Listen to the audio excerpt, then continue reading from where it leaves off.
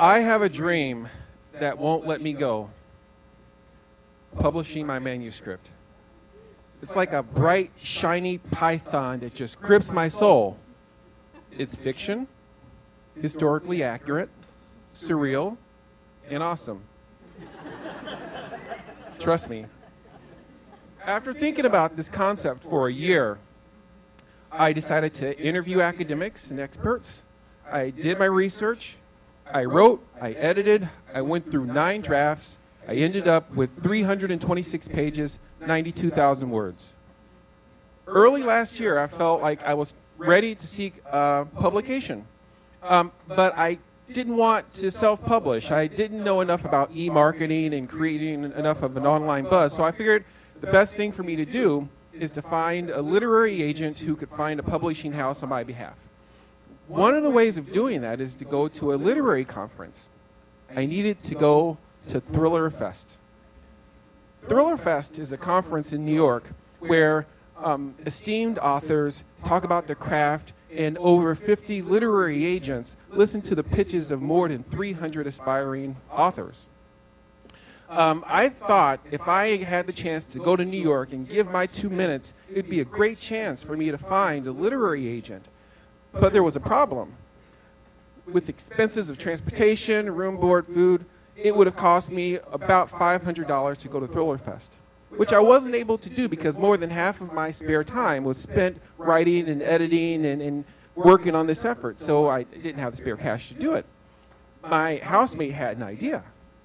She said the National Institutes of Health are conducting studies on infectious diseases, and they're doing a study on influenza. So I decided to go to NIH and talk to their medical staff. And they're explaining to me that the intricacies of this project.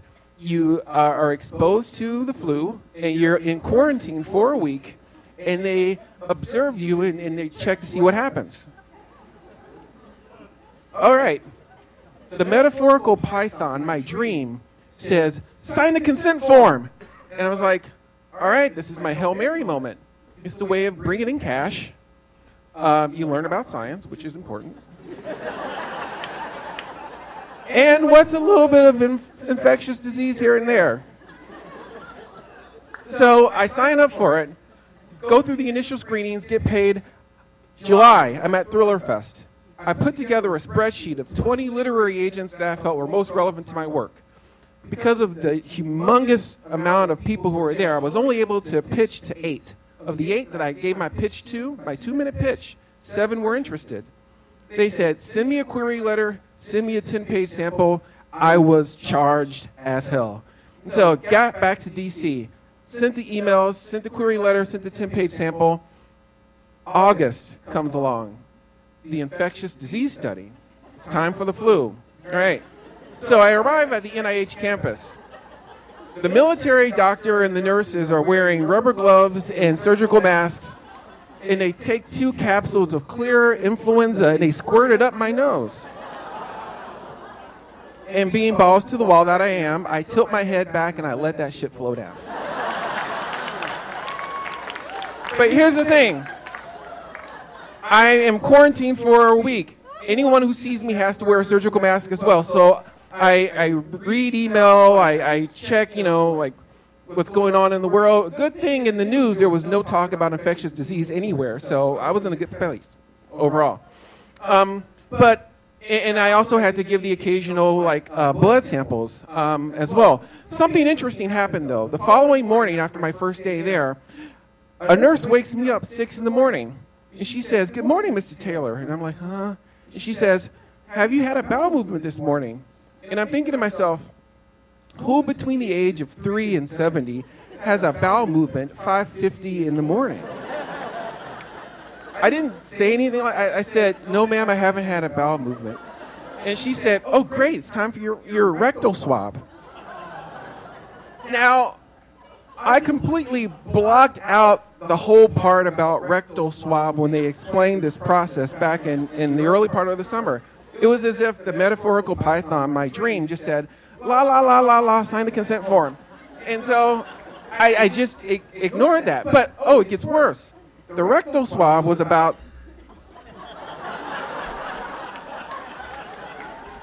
this large. And it literally felt like she stuck a chopstick up my ass. And I was in such pain. And she sensed that I was in pain. And she said, oh, I put lubricant on it. But I felt like they were holding back on the lube. Like it was really expensive lube. And they couldn't really, like it was made of truffles and unicorn tears. And they had to go down to the lube vault to get that shit. And the nurses are watching as she's putting it on the Q-tip, and they're like, boop. That's all the lube he needs. But it gets worse. As I'm going through this day after day, I'm getting a rejection letter from each of these agents via email. Yes. And so it was as if the verbal lubricant of the rejection letters was as underwhelming as the actual lubricant of the rectal swab. I would get messages like, I just need to fall in love with a concept in order for me to best promote it. Or I'd get like, the themes aren't really connected to the types of things that I represent, so I'm going to have to pass. And so I was getting quite depressed by it all, right? And so September comes along, and a component of this study is to do a gut biopsy, which is basically a device that's entered inside of me. And they take tissue samples from my colon while a camera films the entire thing on a widescreen television. Needless to say, when you have a camera in your ass, you're forced to question the strength of your convictions. I was depressed. I was bummed out. And so the following week, as my ass was pretty much saying, por favor, no mas, something happened. Something miraculous. I got an email from one of the agents on my initial list, and she said, I read your query letter, and I read the 10-page sample.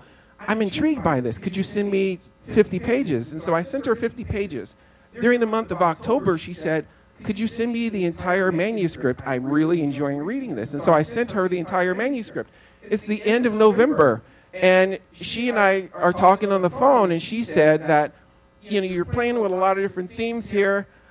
I really want to represent you. I want to help you find a publisher.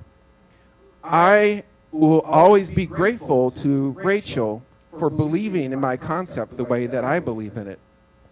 There are going to be many milestones ahead, and there probably will be rejections before I find something that will give me peace and joy from it. I hope each of you have a python that grips your soul the way this one grips mine. And 2 years from now, I want you to remember my name, and I want you to say to yourself, that bastard, he's willing to put his ass on the line for what he believes.